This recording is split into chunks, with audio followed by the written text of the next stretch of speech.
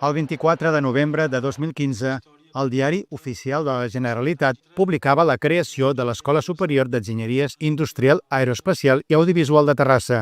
Era el resultat de la fusió de les dues històriques escoles d'enginyeria de la ciutat, la de superiors a l'edifici del carrer Colom i la de tècnics a l'edifici de Montconill.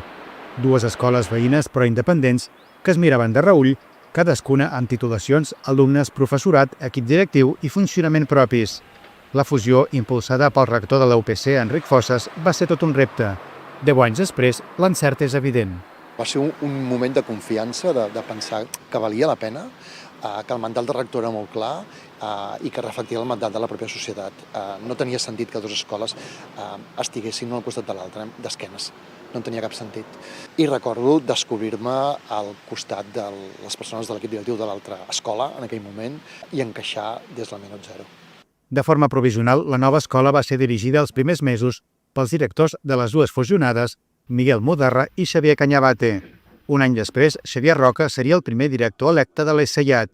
Va ocupar el càrrec durant 8 anys, fins a l'elecció al febrer de Jordi Voltes com a nou director de l'escola.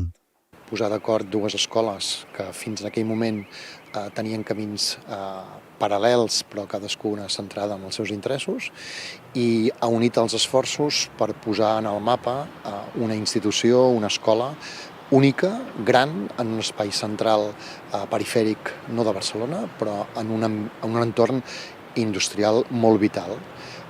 I hem sabut trobar el nostre lloc. L'ESSEIAT compta avui amb més de 4.000 estudiants entre els 10 graus universitaris i els màsters i postgraus. Aquest divendres graduarà 1.010 enginyers i enginyeres. L'escola acull 28 grups de recerca i dona feina a més de 600 persones entre personal docent i d'administració i serveis. Els 11 edificis sumen 70.000 metres quadrats d'instal·lacions. Si les escoles abans eren una suma, ara són un producte. És més de la suma de les parts el que tenim ara. És molt més de la suma de les parts. Si no haguéssim fet la fusió no tindríem això. Ja estic convençut.